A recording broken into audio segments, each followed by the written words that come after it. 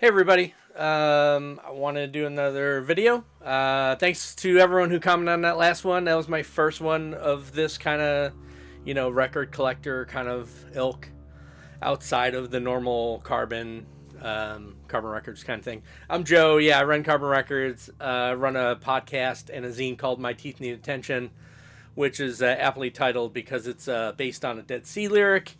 And this short episode is really just going to be a short little thing about New Zealand music. I'm addicted to New Zealand music, and I was watching Dylan from Noble Records video when he posted Sunday. He's been doing a series of videos where he went out to California and he interviewed a bunch of record collectors, and it's just them flipping through the record collections and interviewing stuff like that. And I love watching people flip through record collections. I really like seeing how other people organize their records too. I have a few friends in town who won't tell me how they do it. It's like their little coveted secret.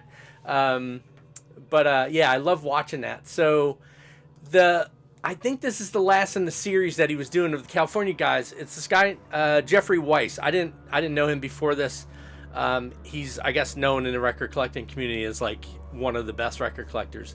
And I thought, oh, I don't know if I'm gonna like this because he is a huge Beatles fan, and I talked about that in my last video. I'm not really a Beatles fan, but I was hoping it wasn't just the normal like record collector stuff. But it wasn't. Like, he kept showing these sections of his shelving unit, and he's like, oh yeah, that section is my New Zealand 7 inches and my Australian 7 inches, and that's what perked me up because I'm a huge fan of New Zealand music. So he was talking about he held up a 7 inch and he's like, this is one of my favorite 7 inches that I have, and it was like just black, right? You couldn't really see it on camera, and he started playing with it. And then you could see the image come into focus, and it's this record. And I'll try to do the same thing. So it's kind of hard to see. You can kind of see it's a helicopter. It's like black on black. This is a reissue. I don't have the original. I would love to have the original, but it's the Pin Group, legendary band from New Zealand, featuring Peter Stapleton, Roy Montgomery. Let's see who else was in that band. Desmond Bryce and Ross Humphreys at different times, and Mary Henney did some work in the band, and Peter Fryer. And those two, like Mary Henney, she shows up in a lot of other records that I'm into. The other guys, not so much. I mean, Roy Montgomery, I have a whole chunk of records. He puts out a lot of records, and they're really great, and I've been collecting his stuff for a while. But he mentioned that... that is, Jeffrey mentioned how he got the record, and the drummer of the band, so that's Peter Stapleton, sent him a prototype cover, like a demo cover, and it was different. Like, it was the same kind of helicopter imagery, but it was black on white, so of course it was much easier to see, and he just holds that as like this kind of great favorite record of his. And I really liked how he did this. He puts flyers and promo sheets and tickets and other ephemera in with his records, like right in the sleeves, which I thought was kind of a neat idea. I don't have a lot of stuff like that, but I probably should start doing that because otherwise it's going to get lost. But I wanted to talk about Peter Stapleton a little bit. Peter Jeffries is great too, but Peter Stapleton started out in a band. I think the first band they were in that he was in was called Vacuum. They only have, like, from what I could tell, 2 7-inches that came out eventually. There are these two. Let's see. Walking Slow, that came out on Silk Breeze at some point. And then this guy, also on Silk Breeze, Kicks, Shade, and Accident. So this band included Peter Stapleton and Stephen Kogel, and then Bill Doreen, who then goes on to create The Builders, spelled a billion different ways.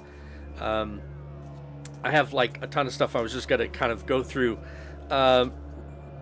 Peter was also in The Terminals. So here's another Pin Group 7-inch that came out. This, again, is a reissue. Superior Viaduct. did a really great service to everyone by reissuing a ton of the early New Zealand stuff that was just impossible to find. So that's another Pin Group 7-inch. There's a Terminal 7-inch. That's an original on Silk Breeze. Well, I don't. It's an old Silk Breeze one. I don't know if it came out any other way. Another band that Peter was in was called Dodoma. Great stuff. I got a couple Dodoma 7-inches. These are things that I've been randomly getting over the years. You know, when they came out, and then I've been tracking down some older things, realizing I didn't have all that stuff, and kind of realizing that if I had to get rid of all of my records except for like one genre or region or something, I don't know how to describe it, but it would be New Zealand. And it could be probably anything Peter Stapleton was related to, which is a lot of records. So it's not like, you know, Deserted Island, you know, you get to pick 5 records or 10 records, because it'd be a lot of records. But here's another one. Here's Kim Peters, Bruce Russell of the Dead Sea and Handful of Dust, and Peter Stapleton. Kim Peters shows up on a ton. She played a ton with Peter Stapleton over the years. They're in a ton of groups. A lot of the stuff was on CD, really low. He ran a label called Metonymic, which put out mostly CDs, and they're kind of hard to find. They were in groups called Rain and Flies Inside the Sun. I got some of that down here. Flies Inside the Sun is on vinyl, but like Rain and Sleep, not the US Sleep, but the New Zealand Sleep. Here's a Flies Inside the Sun. Cranky put that out years ago. I finally got on vinyl. I never had it on vinyl for a while. There's another Dodoma LP. So this is like a discography, basically, double LP that Grapefruit did a great job putting out a couple years ago. They've done a lot of Grapefruit. Simon over at Grapefruit has done a lot of great New Zealand reissues over the time. Bada Bing, which is kind of related to Grapefruit, did a lot of stuff. So there's a Terminals LP reissue, another Terminals.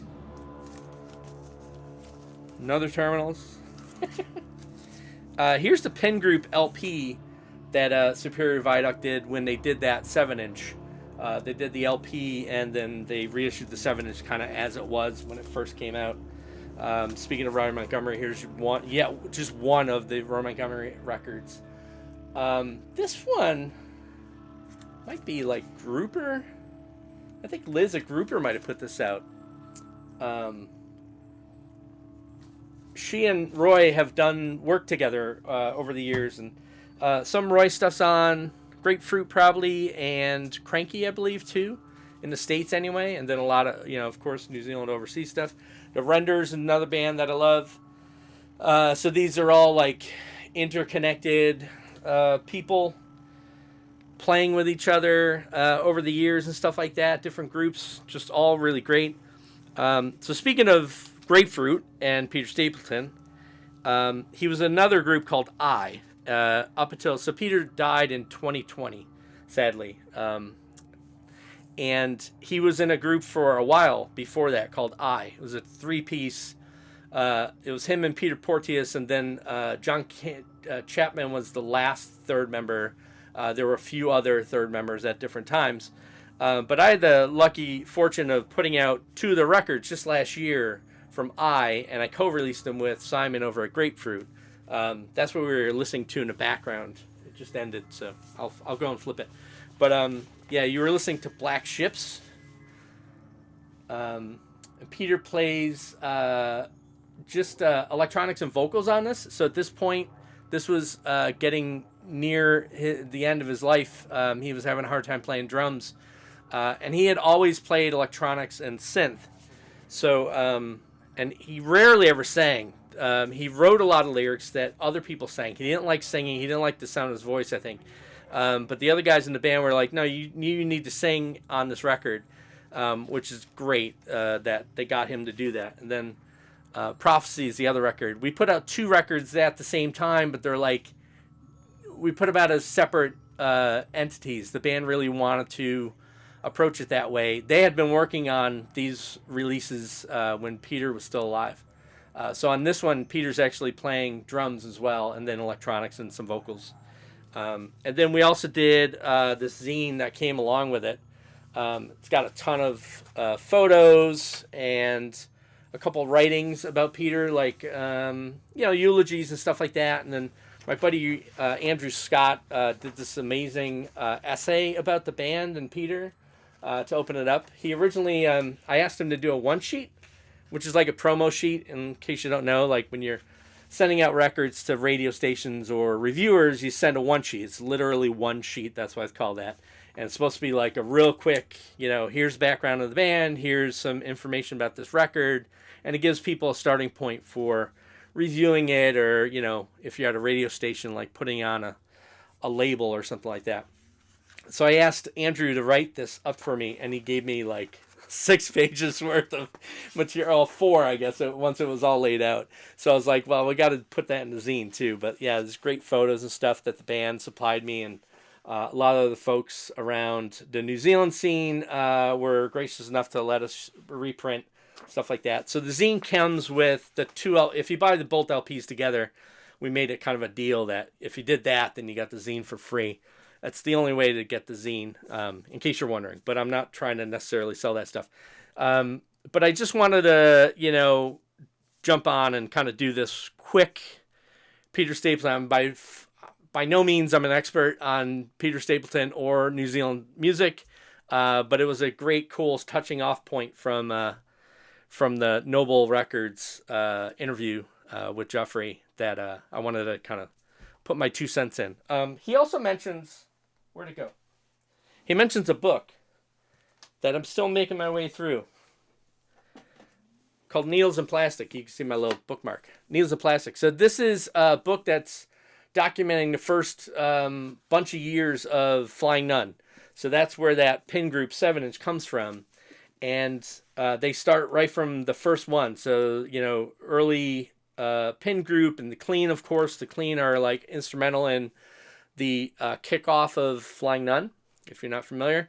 But yeah, this book has been great so far. I'm only a little ways through it. I'm a slow reader, and now I'm reading other stuff. So, but yeah, I highly recommend this if you're looking to learn about Flying Nun and get your head into what that whole scene was like. It's pretty fascinating. All right, that's it. Thanks again for tuning in. Subscribe this or something down there. Hit like. I don't know. Who knows how often I'll do this. I am planning on probably releasing here in this channel the interview I did with John and Peter from and Andrew, who wrote the essay.